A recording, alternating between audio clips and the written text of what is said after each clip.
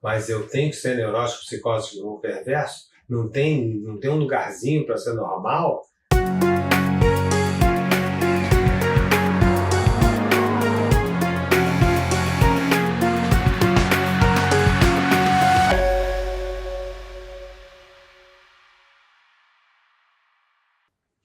Olá, pessoal. Eu não queria responder a uma pessoa, mas a várias pessoas que escreveram pedindo para que eu falasse sobre um tema fundamental, conhecidíssimo, importante, quase virou gíria a partir da psicanálise, que é o complexo de Édipo. O que é esse tal de complexo de Édipo que Freud fez o estardalhaço que fez? Como sempre, nessas pequenas pílulas, nesses pequenos vídeos que eu estou dividindo com vocês, eu vou ser curto, eu vou ser breve.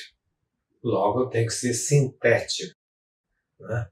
Tenho que pegar um aspecto fundamental para poder criar uma conversa entre a gente.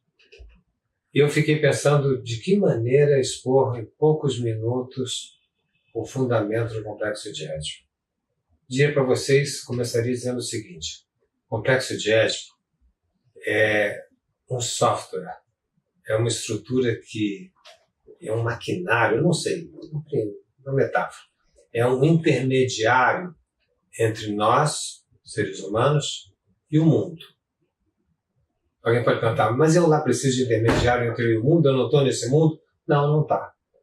Os animais estão nesse mundo, os animais não têm complexo de Édipo, os animais não precisam de um software para ligarem, para os ligarem ao mundo. E a gente sabe disso dizendo que eles sabem direitinho o que eles têm que fazer.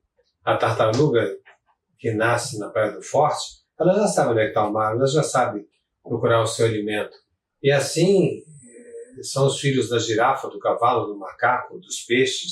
Né? Você já nasce com uma essência pronta. Um escorpião funciona como escorpião. Não adianta tentar fazer com que o escorpião funcione como uma taturana. Eles não se substituem, né? E eles não conseguem ser outras coisas que eles mesmos. E assim é o cachorro, o macaco. Eles não conseguem fazer outra coisa que aqueles mesmos que eles sabem fazer. Já o homem pode fazer macaquice, pode fazer cachorrada, né? Pode ter a tranquilidade de uma vaca e assim por diante. Então, nós não somos seres naturais. E nós necessitamos um software que junte o ser humano ao mundo. Esse software foi capturado, ele foi bolado por um homem chamado Sigmund Freud, que fez um software muito melhor que aqueles que foram feitos por Bill Gates ou por Steve Jobs. Um software que valeu durante quase 100 anos. Ele foi lançado no final do século XIX, início do século XX, uma estrutura genialmente simples, e nós passamos a ler o comportamento humano durante um século a partir da ótica do complexo de Édipo. Como é que é esse software? Vamos buscar um desenho que nos esclareça essa máquina criada por Freud. Vou representar da maneira mais simples e realmente simplérrima que eu a primeira vez que eu fiz isso foi no Café Filosófico. Eu estava indo para Campinas e foi no carro que eu falei, bom, de que maneira eu posso falar sobre isso? E eu bolei esse desenho bem tosco que eu vou apresentar para vocês. Vou pegar uma caneta mais marca melhor.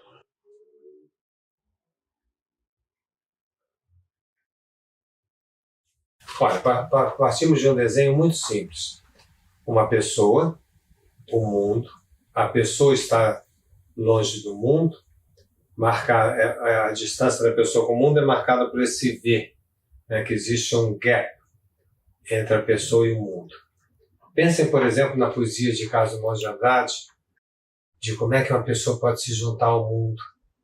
Imagine que esse daqui seja Carlos Drummond de Andrade, esse homem daqui, olhando o mundo e dizendo, por melhor que eu faça, eu não consigo me amalgamar com o mundo.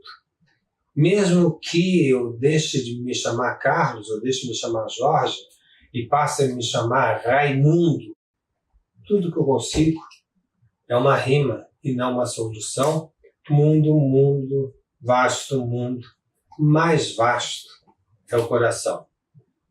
Se Carlos Monge Andrade fosse analista, eu diria mais vasto é o meu desejo. Ou seja, por mais respostas que eu possa ter desse mundo, sempre faltará uma resposta última, sempre haverá um algo a mais que me escapa na relação com esse mundo, para meu desespero, por exemplo, referendado, mostrado na belíssima poesia de Carlos Monge Andrade. Então, como é que eu posso, uma vez que eu não tenho essa relação direta com o mundo, como é que eu posso chegar a esse mundo? Segundo o Freud, de 3 maneiras. Imagine que seja um rio entre esse homem e o mundo, e que eu vá fazer um barquinho. Então, no meu desenho tosquíssimo,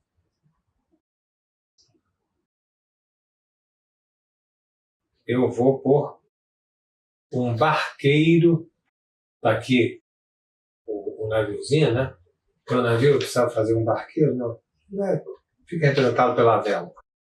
Um barqueiro entre o homem e o mundo. Imaginemos as possibilidades que eu tenha de me juntar ao mundo. Quantas possibilidades são utilizando esse barqueiro? Para Freud são 3 possibilidades.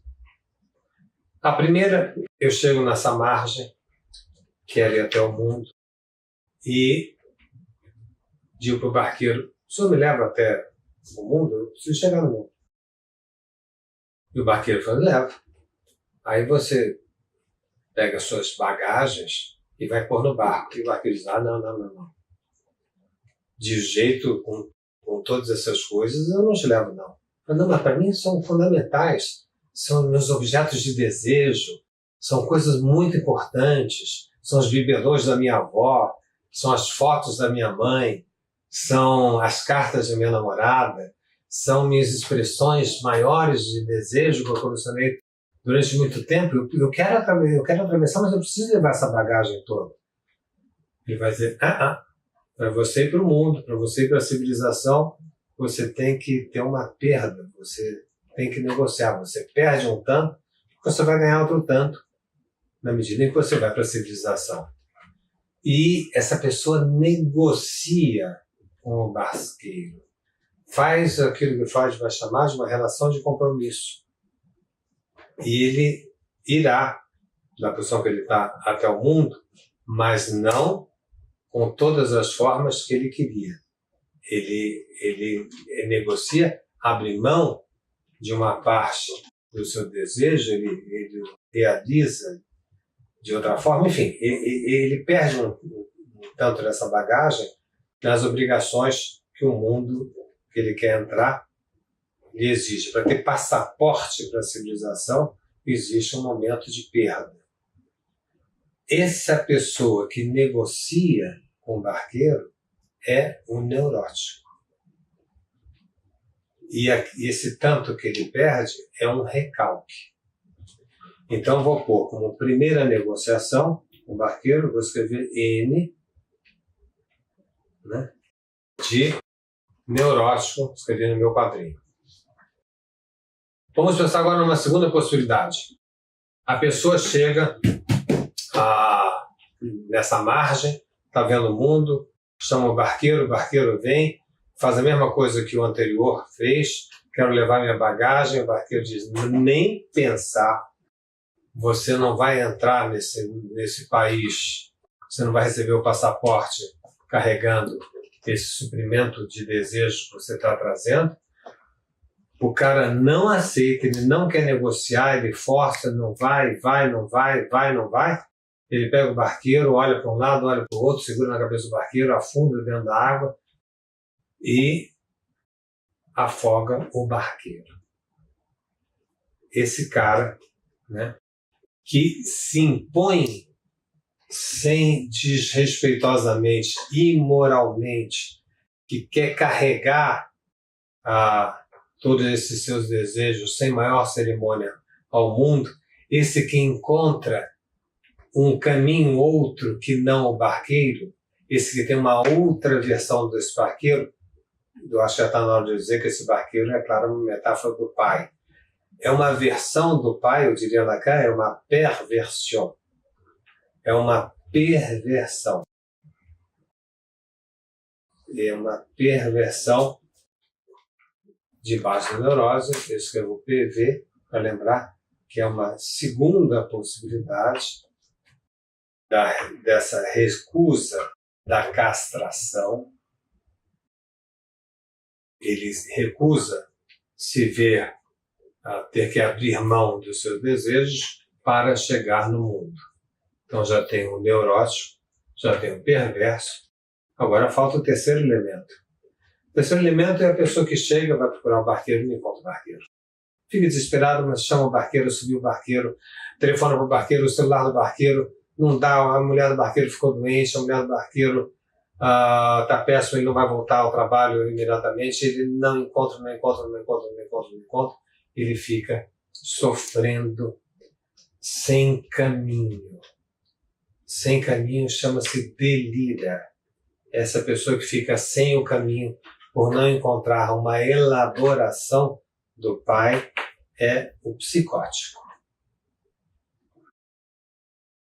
Pronto. Eu tenho aqui a base da psicopatologia freudiana. Ela é genialmente simples.